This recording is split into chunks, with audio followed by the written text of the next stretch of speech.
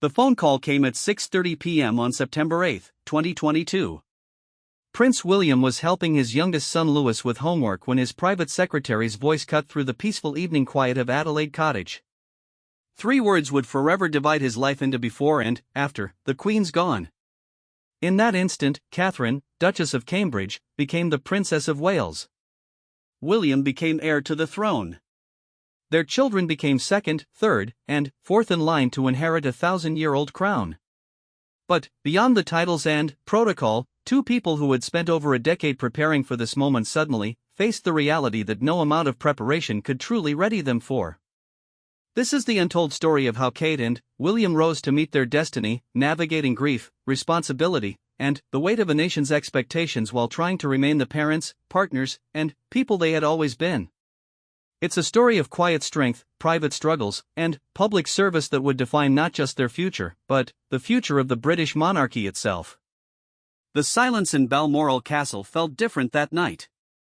William stood at the window of his grandmother's private sitting room, watching the last light fade behind the Scottish Highlands. Just hours earlier, this room had been filled with the quiet presence of Queen Elizabeth II. Now it felt impossibly empty, despite being crowded with family members who had rushed to Scotland upon hearing the news. Catherine sat nearby, her hands folded in her lap, watching her husband process what had just happened. She had seen him in many difficult moments over their 21 years together, but never like this. The boy who had lost his mother at 12 was now the man who had lost his grandmother at 40. But this wasn't just personal grief. This was the moment he became the heir to the British throne, and she became the future Queen of England. The practical matters began immediately. Private secretaries moved quietly through the castle, making arrangements that had been planned for decades but felt surreal in their execution. Operation London Bridge, the code name for the Queen's death, was now in motion. Every detail had been rehearsed, every protocol established, yet nothing could have prepared them for the emotional reality of it all. Charles, now King Charles III, was handling the immediate constitutional requirements. But William and Catherine found themselves thrust into roles they had long known would come, just not this soon.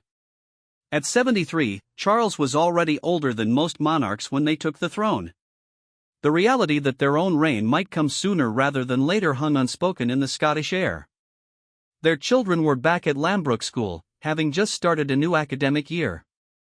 George, Charlotte, and Louis had been told their great-grandmother was unwell, but the full weight of what had happened would need to be explained carefully.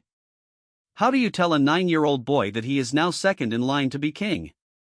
How do you explain to his siblings that their lives have fundamentally changed forever? Catherine's mind raced through the immediate challenges ahead. The children would need stability, normalcy, even as the world around them transformed completely. The school run would now require different security arrangements. Their weekend football matches would be scrutinized by photographers. Every aspect of their family life would be viewed through the lens of their new positions. The first test came the next morning when William and Catherine returned to Windsor. The crowds had already begun gathering outside the castle gates. Flowers, photos of the Queen, and handwritten notes created a growing memorial that stretched along the long walk. People wanted to see them, to share their grief, to witness this historic transition. William straightened his tie as they approached the crowds. This was their first public appearance since the Queen's death, their first moment as the Prince and Princess of Wales. Catherine touched his arm gently, a private gesture of support before they stepped into their new public roles. The walkabout lasted 2 hours. They moved slowly through the crowds, accepting flowers, listening to stories, sharing brief moments of connection with people who had traveled from across the country. An elderly woman grabbed Catherine's hand and told her about meeting the Queen 60 years earlier. A young girl presented William with a drawing of his grandmother. Each interaction was both deeply personal and symbolically significant. Catherine watched her husband carefully during these moments. She could see him finding his footing, remembering the lessons his grandmother had taught him about connecting with people during difficult times. The Queen had always said that grief shared was grief halved, and William seemed to understand instinctively that his presence could provide comfort to others even as he struggled with his own loss.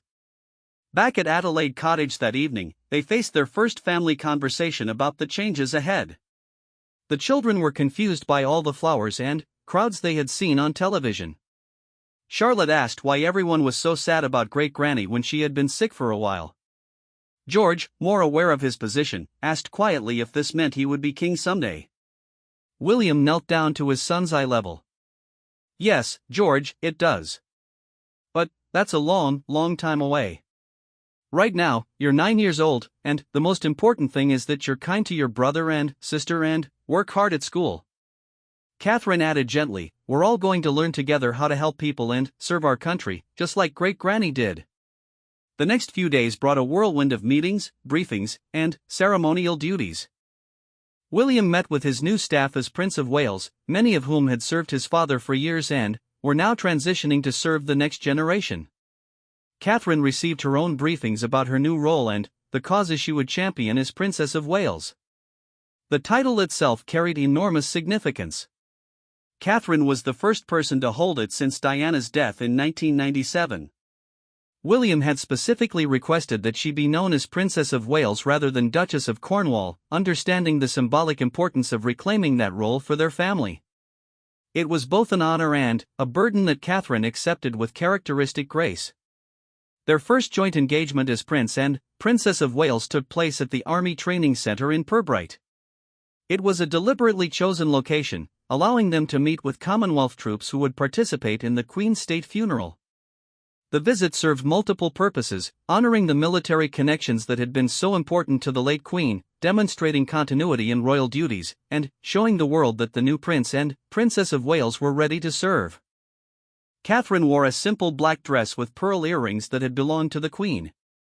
The choice was noticed immediately by royal watchers and fashion journalists, but, more importantly, it was noticed by the Queen's family. These small gestures of respect and continuity mattered enormously during this period of transition. During the visit, they met with soldiers from across the Commonwealth who shared stories of their interactions with the Queen during her various military engagements over the decades. William found himself thinking about his own military service and how it had shaped his understanding of duty and sacrifice. Catherine listened intently to the stories, understanding that she was now part of this long tradition of royal military patronage. The week between the Queen's death and her funeral became a masterclass in royal duty. Every day brought new challenges, new protocols to master, new relationships to navigate. William attended meetings of the Accession Council, witnessing his father being formally proclaimed king. Catherine began working with her new private secretary to understand the scope of her new responsibilities. Their evenings were spent trying to maintain some sense of normalcy for the children. Homework still needed to be done, bedtime stories still needed to be read, scraped knees still needed to be kissed better. Yet everything was different. Security had been heightened around their home. The children's school had implemented new protocols. Even their weekend plans now required coordination with multiple government agencies. One evening, as Catherine was tucking Charlotte into bed, her daughter asked, "Mummy, are you really a princess now?" Catherine smiled and smoothed her daughter's hair. "I suppose I am, darling. But I'm still just Mummy to you." Charlotte considered this seriously before asking, "Does this mean I have to curtsy to you?" They both burst into giggles at the absurdity of it. These moments of lightness became precious during those intense early days. William and Catherine made a conscious decision to protect their children's childhood as much as possible while gradually helping them understand their new roles in public life. It was a delicate balance that would define their approach to royal parenting. The international attention was overwhelming. Media from around the world descended on London for the Queen's funeral, and much of the focus was on the new Prince and Princess of Wales. How would they handle their elevated roles? Could they provide the stability and modernization that many believed the monarchy needed? The questions were endless, but William and Catherine focused on taking each day as it came. Their private moments together became even more important during this period. Late at night, after the children were asleep and the day's official duties were complete, they would sit together and process what was happening to their lives. Sometimes they talked through the day's events. Sometimes they just sat in comfortable silence, drawing strength from each other's presence. Catherine found herself thinking often about her first meeting with the Queen all those years ago at Windsor Castle. She had been nervous then, worried about making a good impression on William's formidable grandmother. Now she realized that the Queen had been evaluating not just her suitability as William's girlfriend, but her potential as a future Princess of Wales and Queen consort. The Queen's guidance during those early years had been subtle but significant. She had included Catherine in family events, invited her to private lunches, and gradually introduced her to the rhythms of royal life. Now Catherine understood that this had all been preparation for exactly this moment. As the first week drew to a close, William and Catherine knew their lives had changed irrevocably. The carefree couple who had met at St. Andrews University were now the Prince and Princess of Wales, with all the responsibilities that title entailed. Yet they also felt ready. Years of gradual preparation, combined with their deep love for each other and their commitment to public service, had equipped them for this moment. The real test would come in the months and years ahead, as they worked to define what it meant to be a modern Prince and Princess of Wales in the 21st century. But, in those first crucial days after the Queen's death, they had already begun to show the quiet strength and dignified service that would characterize their approach to their new roles.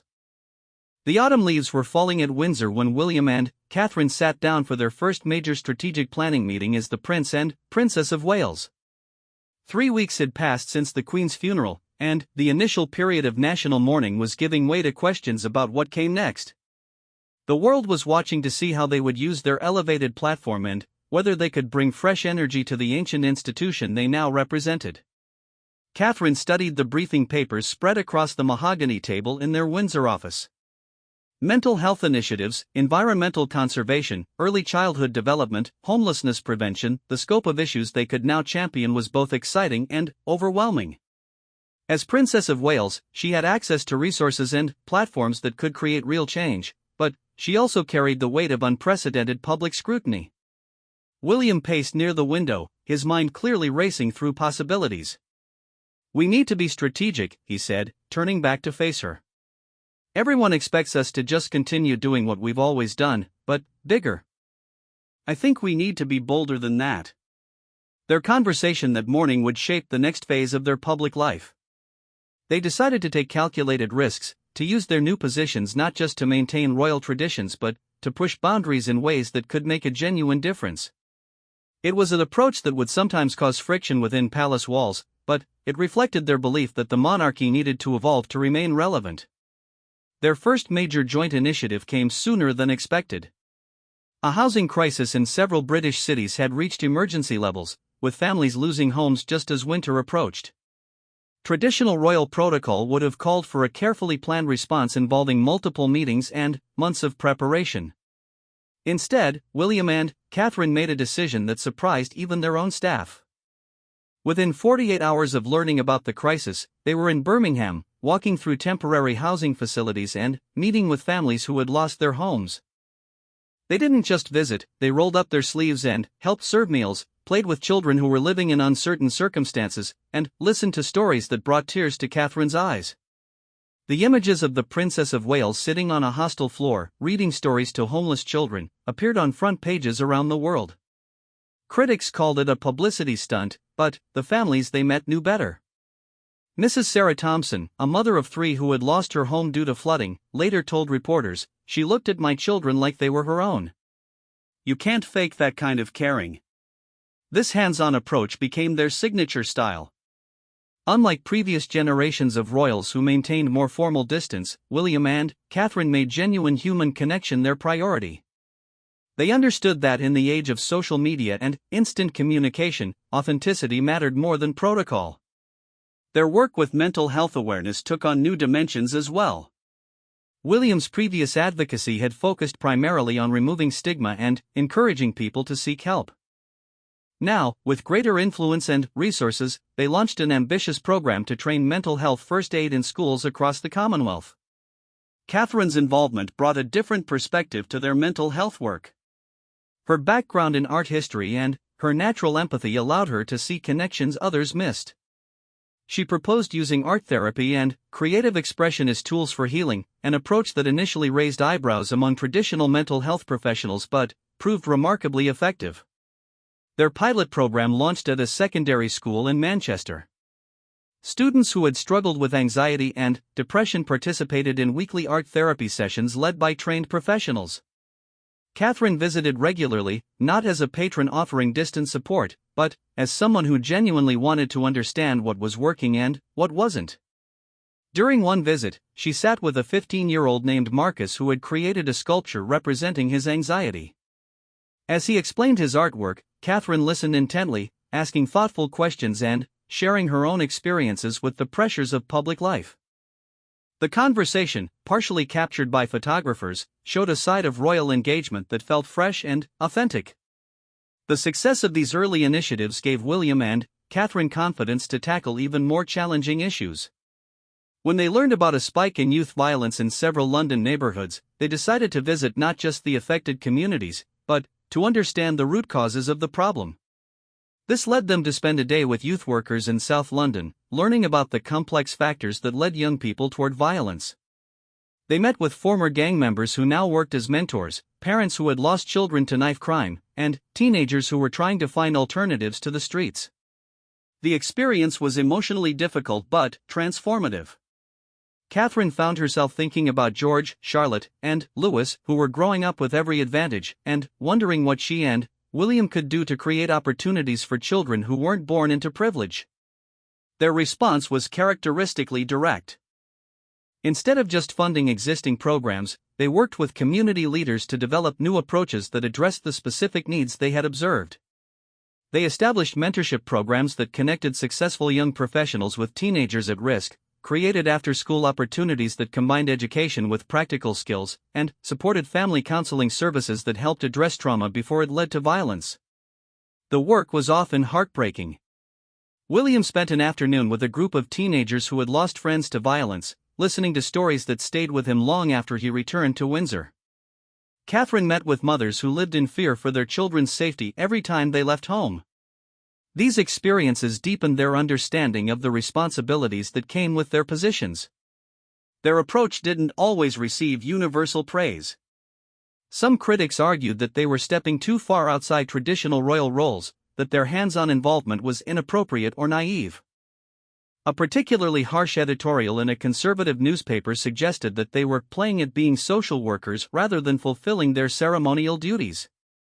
The criticism stung, but it also strengthened their resolve. During a private dinner at Kensington Palace with advisors and friends, Catherine spoke passionately about their work.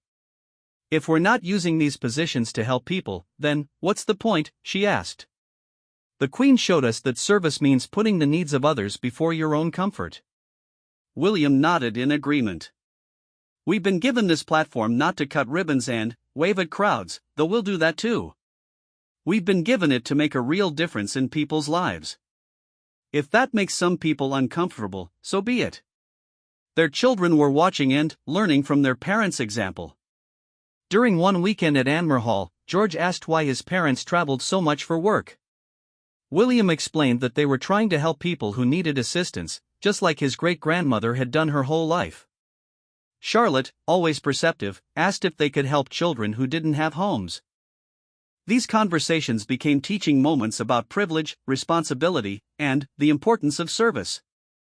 The family dinner table increasingly became a place where complex social issues were discussed in age-appropriate ways. The children learned about homelessness, mental health, and social inequality not as abstract concepts, but as real challenges affecting real people whom their parents were trying to help. Christmas 2022 brought their first major test as the new Prince and Princess of Wales during a significant royal celebration.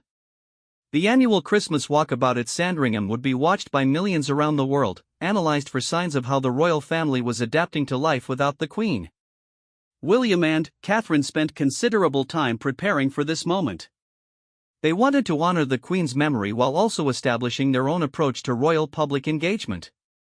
Catherine chose to wear a coat in navy blue, the Queen's favorite color, paired with sapphire earrings that had been a wedding gift from William's grandmother.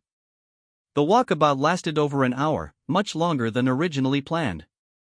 William and Catherine found it difficult to move through the crowds because so many people wanted to share memories of the Queen, express condolences, and offer support for their new roles. An 8-year-old girl named Emma presented Catherine with a drawing of the royal family, including a figure she identified as the angel Granny watching from heaven. These moments of genuine human connection reinforced William and Catherine's belief that their approach was working. People weren't just interested in the pageantry and protocol of royalty, they wanted to feel that their future king and queen understood and cared about their lives. Their Christmas Day church service at Sandringham provided another opportunity to demonstrate their evolving approach to royal duty. After the traditional service, instead of immediately returning to Sandringham House for private celebrations, they spent additional time with community members who had gathered outside the church. Catherine knelt down to speak with elderly residents of local care homes who had been brought to see the royal family. William engaged in serious conversations with local farmers about challenges facing agriculture. These weren't photo opportunities, they were genuine attempts to understand and connect with the people they served. The positive response to their Christmas engagements gave William and Catherine confidence to plan even more ambitious projects for the new year. They began developing a comprehensive initiative focused on early childhood development, recognizing that many of the social problems they were encountering had roots in early life experiences. Catherine's passion for early years development had been growing for several years, but her new platform as Princess of Wales allowed her to pursue it with unprecedented scope. She worked with researchers, educators, and child development experts to understand how the first 5 years of life shaped everything that followed. The research was sobering. Children who experienced trauma, neglect, or poverty in their early years were more likely to struggle with mental health, educational achievement, and social relationships throughout their lives. But the research also showed that high-quality early intervention could make an enormous difference. William brought his own perspective to their early years work, drawing on his experience with mental health advocacy and his understanding of how childhood experiences had shaped his own life. He had lived through the trauma of losing his mother at a crucial developmental stage, and he understood how that experience had influenced everything that followed. Their collaboration on this issue demonstrated how effectively they worked together as partners. Catherine's methodical research and deep empathy complemented William's strategic thinking and ability to mobilize resources. They challenged each other's ideas, refined their approaches, and developed initiatives that neither could have created alone. By spring 2023, they were ready to announce their most ambitious project yet, a comprehensive early childhood development program that would operate across the United Kingdom and eventually expand to other Commonwealth nations. The program would provide support for parents, training for early years educators, and resources for communities to create environments where all children could thrive. The announcement came during a major speech William delivered at the Royal Society, with Catherine beside him as an equal partner rather than a supporting spouse. They presented research, outlined their vision, and committed significant resources from their charitable foundation to make the program a reality. The response was overwhelmingly positive, but William and Catherine knew that announcing the program was just the beginning. The real work of implementation would test everything they had learned about leadership, collaboration, and public service. As they left the Royal Society that evening, walking hand in hand toward their car, they felt ready for the challenges ahead. The early morning mist hung over the Welsh countryside as William and Catherine's car wound through the valleys toward their first official visit to Wales as the Prince and Princess of Wales. It was March 2023, 6 months after the Queen's death, and this trip carried enormous symbolic weight. Wales held special significance for both the title they now bore and the legacy they hoped to build. Catherine gazed out the window at the landscape that would always be connected to her new identity. She thought about Diana, the previous Princess of Wales, and the complex emotions that came with inheriting a title that carried so much history and pain. But she also thought about the opportunity to write a new chapter, to show that the Wales name could represent hope, progress, and genuine service to people who needed it most. Their first stop was a community center in Cardiff where their early childhood development program was being piloted. The building buzzed with activity as toddlers played in specially designed learning spaces while their parents attended workshops on nutrition, mental health, and child development. This wasn't just a royal visit, it was a chance for William and Catherine to see their vision becoming reality. Mrs. Gwyneth Davies, a young mother struggling with postnatal depression, later described her interaction with Catherine that day. "She sat with me while my baby was having a difficult moment, and she just listened. Really listened. When I told her I felt like a failure as a mother, she shared her own struggles with those early days. I realized that even princesses sometimes feel overwhelmed. These personal connections were exactly what William and Catherine had hoped to achieve. They understood that their royal status gave them unprecedented access to people's lives, but they used that access to create genuine human moments rather than mere photo opportunities. The success of their Wales visit encouraged them to be even more ambitious in their approach to royal duty. When they learned about a mental health crisis affecting young people in Northern Ireland, they didn't just send charitable donations. Instead, they spent 3 days in Belfast, meeting with teenagers, counselors, families, and community leaders to understand the specific challenges facing that community. The trip to Belfast revealed the depth of trauma still affecting many young people in areas that had experienced decades of conflict. William and Catherine met with teenagers whose grandparents had lived through the Troubles, and who were now dealing with intergenerational trauma, economic uncertainty, and limited opportunities for the future. One particularly powerful moment came when they visited a youth center in a working-class neighborhood where unemployment was high and hope was often in short supply. A 17-year-old named Connor, who had been struggling with severe anxiety and had dropped out of school, spoke candidly about his fears for the future. William listened intently as Connor described feeling trapped between the past and an uncertain future.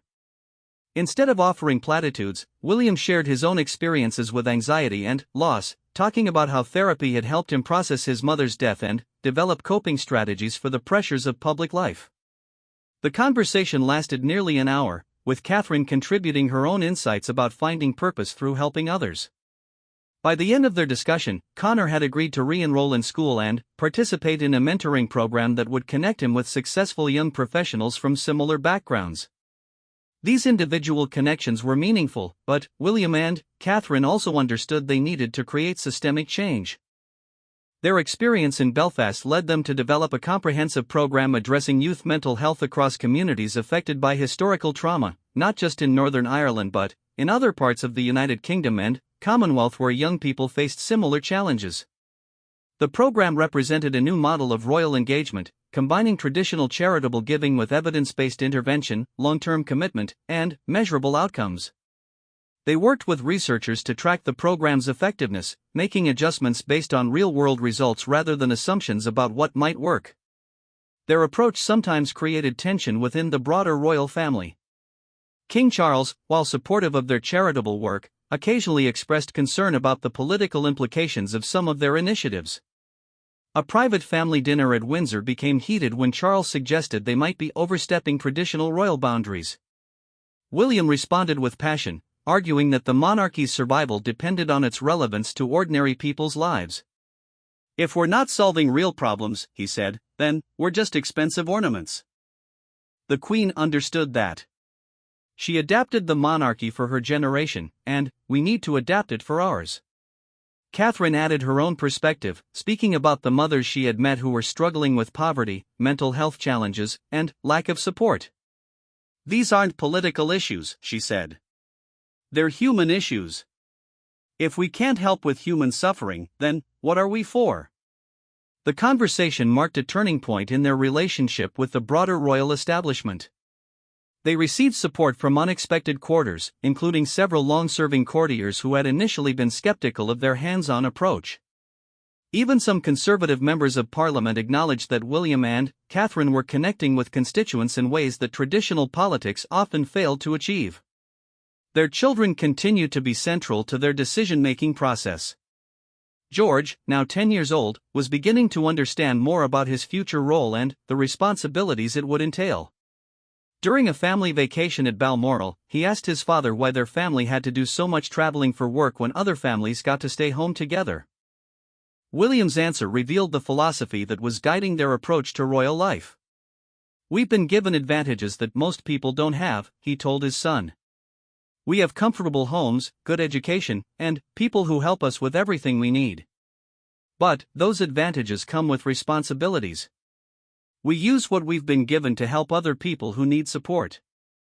Charlotte, always observant, asked if she would have to do the same kind of work when she grew up. Catherine assured her that she would have choices about how to contribute, but that service to others would always be an important part of their family's values. These conversations helped shape how William and Catherine presented their work to the public. They began speaking more openly about the personal motivation behind their charitable activities, helping people understand that their service came from genuine conviction rather than mere duty. Their approach reached its most ambitious expression in the summer of 2023 when they launched their global initiative on early childhood development. The program would eventually operate in 15 countries, providing support for parents, training for educators, and resources for communities to create environments where children could thrive regardless of their circumstances. The launch took place not in a palace or government building, but in a primary school in East London where many families struggled with poverty and its associated challenges. William and Catherine spent the morning in classrooms, observing how trained teachers were implementing their program's approaches to emotional development, creative learning, and family support. During the launch event, Catherine delivered a speech that surprised many observers with its depth and sophistication. She presented research findings, discussed implementation strategies, and outlined measurable goals for the program's impact. This wasn't a ceremonial address, it was the presentation of someone who had become a genuine expert in her field. The science is clear, she told the audience of educators, policymakers, and journalists.